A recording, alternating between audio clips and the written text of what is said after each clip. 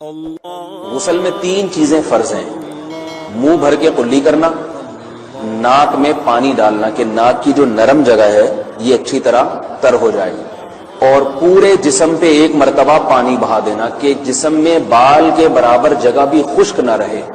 یہ تو ہے فرض، یعنی یہ کام کسی نے کسی بھی طرح سے کر لیا تو غسل ادا ہو جائے گا، چاہے اس کی نیت غسل کی تھی یا نہیں تھی۔ کوئی آدمی چلتا ہوا جا رہا ہے، پھسل کے تالاب میں گر گیا، پورے غوطے کھا کے باہر نکلا، قلی کر لے اور ناک میں پانی ڈال لے تو غسل اس کا ادا ہو جائے گا۔ البتہ چونکہ نیت نہیں تھی لہذا غسل کا ثواب نہیں ملے گا، ثواب نیت کے بغیر نہیں ملتا انسان۔ دلائل اس کے الگ موضوع ہے کہ اس کی دلیل کیا ہے کہ بغیر نیت کے بھی غسل ہو جاتا ہے، لیکن میں نے بتایا دلائل کا سیشن نہیں ہے، اس میں پھر بات لمبی ہو جائے گی۔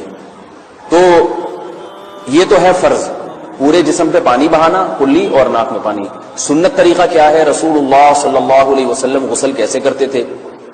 سنت طریقہ جس پہ جو اختیار کرنا چاہیے وہ طریقہ یہ ہے کہ جب آپ غسل کے لیے بیٹھیں تو سب سے پہلے وہ جگہ دھوئیں جہاں نجاست اور ناپاکی لگی ہوئی ہے۔ نائٹ فال ہوا، کسی کو احتلام ہوا، تو جہاں جہاں گندگی لگی ہے پہلے اس جگہ کو دھوئیں، استنجا کریں، شرمگاہ کو دھوئیں اچھی طرح، سمجھ رہے بات کو؟ اس کے بعد ہاتھ دھوئیں اور مکمل وضو کریں جیسے ہم عام حالات میں وضو کرتے ہیں۔ مکمل وضو کرنے کے بعد دائیں کندھے پہ پانی ڈالا، لیفٹ سائڈ پہ پانی ڈالا۔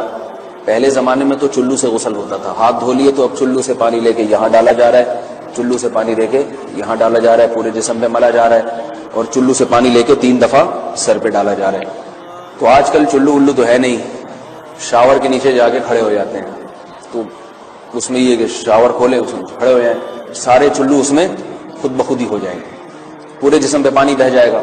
نبی صلی اللہ علیہ وسلم کے دور میں یہ جدید چیزیں نہیں تھی، شیمپو اور صابن، تو آپ صلی اللہ علیہ وسلم بیری کے پتوں سے غسل کی ترغیب دیا کرتے تھے۔ بیری کے پتوں کو اگر پانی میں پکایا جائے تو پانی میں میل کچیل صاف کرنے کی صلاحیت بہت بڑھ جاتی ہے۔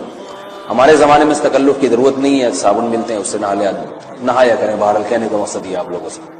تو یہ سنت طریقے سے غسل ہو جائے گا آپ کا، سمجھ رہے بات کو؟ سب سے پہلے استنجا کیا، اس کے بعد وضو کر لیا، اس کے بعد غسل کر لیا۔ اگر کسی نے غسل میں وضو نہیں کیا اور ویسے ہی پورے جسم پہ پانی بہا دیا تو بھی اس کا وضو خود بخود ہو جائے گا، اس غسل سے وہ نماز پڑھ سکتا ہے، کیونکہ بعض لوگ غسل کرنے کے بعد دوبارہ وضو کر رہے ہوتے ہیں، اس کی ضرورت نہیں ہے، کیونکہ جب غسل کرتے ہیں تو وضو والے اعضاء تو خود بخود اس میں دھل جاتے ہیں۔ یہ ہے غسل میں